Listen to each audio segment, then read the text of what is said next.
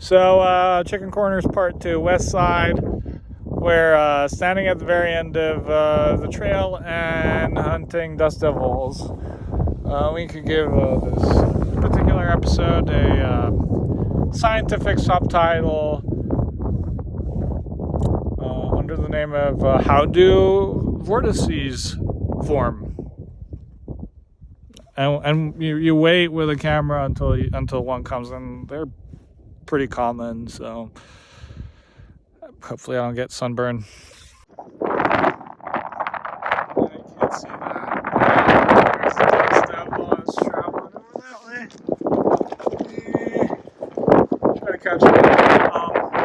And there we go. Lift off. Come on, buddy. Let's see you go. That felt like we just were in the middle of one. The reason why vortices in the form of dust devils in this particular example are of interest to scientists is because they have no linear solution to the center of the vortex at any point in time. It's always a complex solution. Go figure. Which, I mean, kind of means that time isn't linear, but, who cares? At the end of this little episode, I guess, since now this is what we're going to call it, I will tell you about what I do for a living. You can go ahead and skip that part. I would like to deeply apologize for the state of my hair because it's my corona cut, and apparently I heard word on the street is help is on the way, so I can breathe deeply and stop thinking about giving myself a buzz cut. Over there. Listen.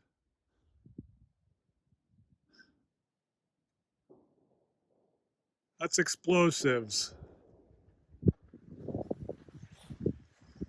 Lots and lots of explosives.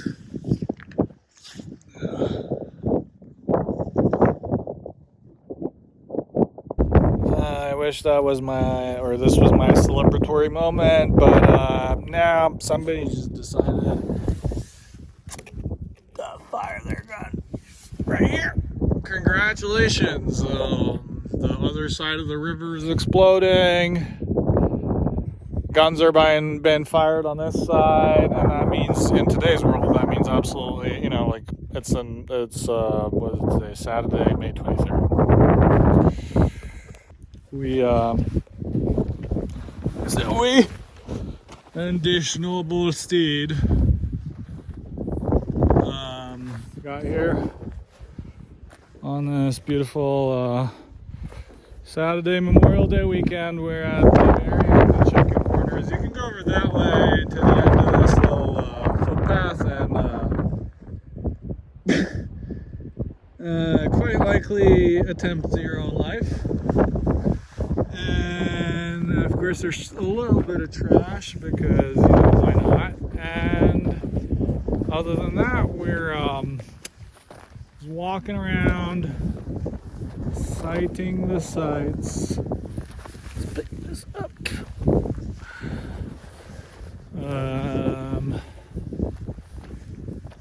The river is beautiful. It's about a 300-foot drop. Very, very old formation. It has lots to do with how bodies of water were located differently a very, very long time ago.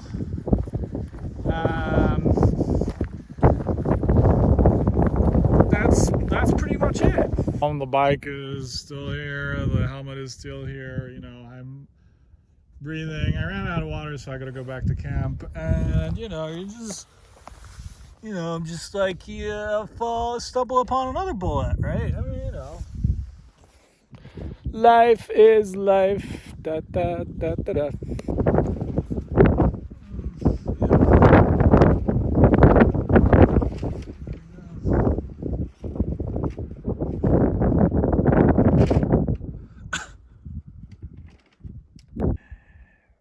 So, yeah, you probably don't care about my feet.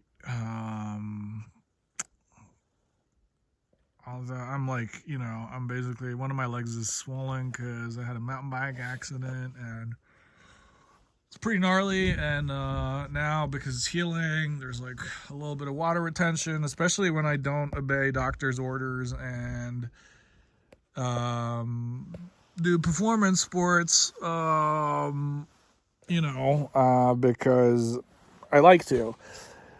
And I didn't do it a lot today. I only, you know, I was on that bike for maybe an hour and a half. It was a lot of work because you have to pump into the suspension while you're riding it. And I guess we lost that part because I'm very bad at taking videos with my iPhone. Let's check if it still works. Still works. You know, you have to pump into the suspension, that's one, and there's like a whole bunch of physical kind of effort that you need to perform when you're riding it. It's very different from a mountain bike because it doesn't involve cardio, but it's basically like wrestling all the time. And so I wrestled with this bike today substantially, and I mean, it came out pretty well. I only took off one part, which is, you know, which I can also get aftermarket if I want, because it's like a custom windshield. But I don't need to, and I don't need the windshield, so whatever, it broke off. I mean, you know, what are you gonna do? You live, you learn. I mean, I got the exact same spot, which I did last weekend with the Raptor, and I'm very proud of myself because, given the state of my leg and my entire right side, I should definitely not be here in the sense that I was questioning it, and I was asking actually one of my friends about it today in a text message. I was like, "Is everything okay with me?" He was like, he didn't really give me an answer, but you know, I ended up, you know, just going with the flow, packing, you know, got on the bike. I mean, I knew I'm going to, like, be okay, all right? It just swells. It's not like it falls off. It just swells because there's a lot of damage to my leg, so whatever. And I'm here, which, you know, I'm very happy about. I'd rather be here right now camping and enjoying myself and just like looking into the distance, listening to Philip Glass. I mean, you know, you know, I'd really like to be with my family, but they're very, very far away right now, and you know, like the situation in the world is super crazy, and I hope for the best, and so, you know, just, you know, you don't have to look at me. You can also look at what I'm looking at. You know, where I'm stuck here,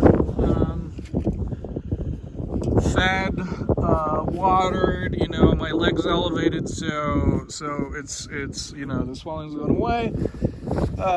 You know, I still have some leftovers. I can still feed myself. I'm about to start the fire and, you know, probably, you know, go to sleep soon. So, alright, this is good evening.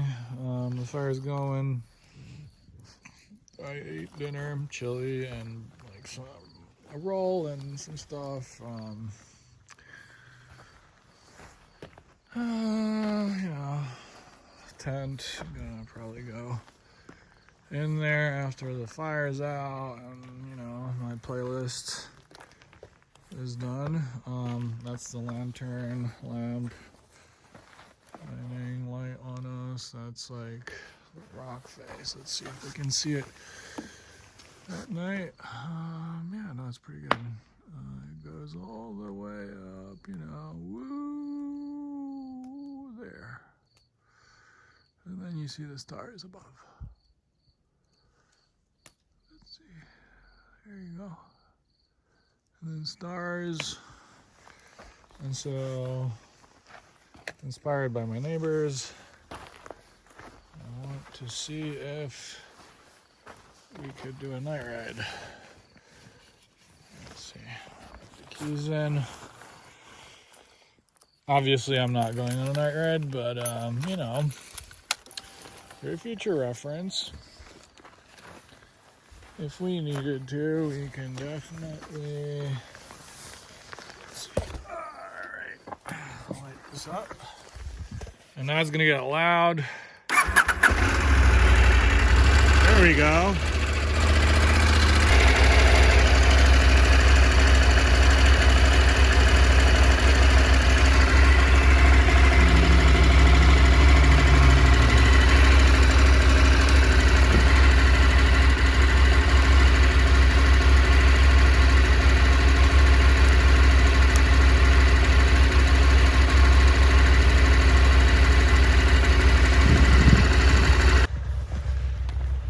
To see how far we can get. An interesting test. Okay. We are by the rock wall, which just goes on and on and on. Yeah. The bike's like way over there. All right, yeah, and the night rides, you know, could be done. Good evening, good evening. I'm about ready to go to sleep. Just wanted to show you around a little bit. Hubba Hubba is the name of this tent. I really like it. It's the first two-man that kind of makes sense. Well, yeah, this maybe looks better. This is my blanket, you know. I was doing some night shots earlier today. You know, some notes. Only brought the knife as utensil, so I kind of had to eat chili with off of the blade of a knife. It worked. It wasn't perfect, but in case you need to, 1 light, you know, 2 light, 3 light, 4 light. Lights are very important. They're very, like, you know, these lanterns are like tiny. This guy's a little bigger. I wouldn't take this guy camping, but at least 2 lanterns. And the interesting part is that I managed to barricade myself off from the wind completely to the point that I'm toasty. There's those are the bottoms of the motorcycle luggage. It's just this wall. This wall is my 2 bags that I brought with me. I got my service water. It's probably gonna come inside in case I get thirsty at night. And you know, home sweet home. We did pretty good. It smelled like potato salad when I came in here. You can see there. Potatoes out in the background. And my feet smell also pretty bad. Lucky you. This is my Ghost. I even have a brand new hood. I mean, I have way too much clothes. I'm so warm right now. Even though the forecast for tonight is 46. Coolio. You got a last little sip of coffee. Everything's mostly packed. We're kind of out of here. Probably got to pop a layer off because getting super warm. Yeah, I'm about to hop on the bike and get out of here. It's been a night. I mean, sleeping in tent's usually not the most comfortable of things. I'm gonna try to do some glamping soon, and Sunday morning, 6 a.m. Sun is rising. It's gonna be another beautiful one, and I can't believe how quiet it is.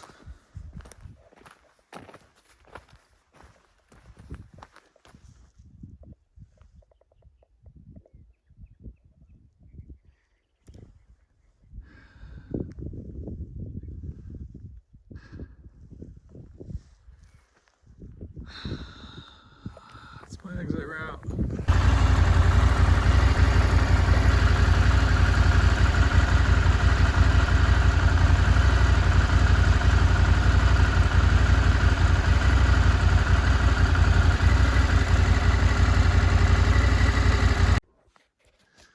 It's pretty early in the morning still, 7:15. I decided to just entertain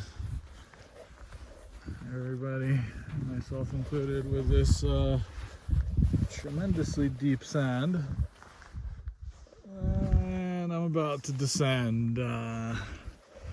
Caused me a lot of grief yesterday because the bike's heavy. It's not like a cross bike, so if you get stuck, eventually you'll unstuck yourself. But I'm gonna go down this way and past this last barrier lies the pass, and home. Erring on the side of caution, I decided to walk the sand down. I know. Whatever. You try it yourself with a bike that weighs, 3 times as much as you do. Good luck. Anyways, made it down safe. This is a particularly interesting spot, and I'll see you later. Alright, I guess this is not happening again anytime soon. For the intents and purposes of what I consider soon here. So, good memories, good times. One of my favorite parts of this particular road is a little bend here. To one side there's imminent danger. It's alright, as long as you know what you're doing, everything's fine. Taking a little breather, looking down.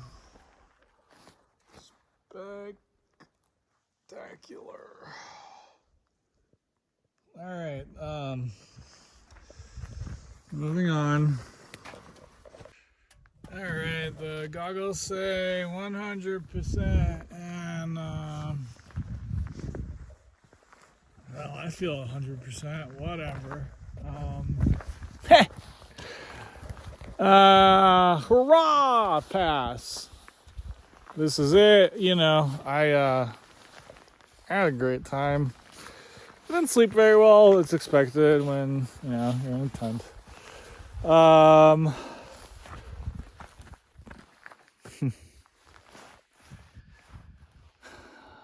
That's it.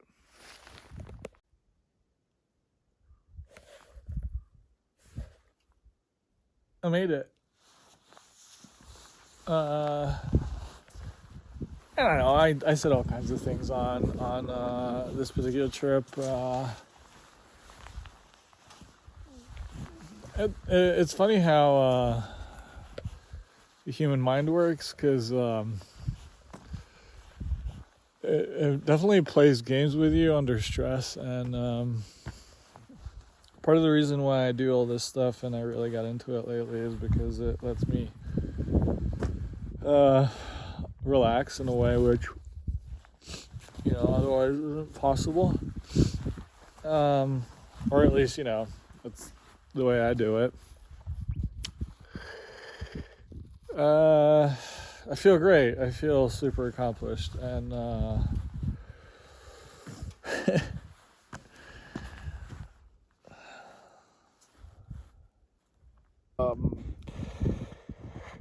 thanks for watching.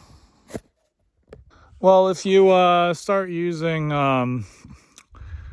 complex algebra, in particular the modular kind, to describe what happens in a finite volume of time, then you can solve accurately for anything.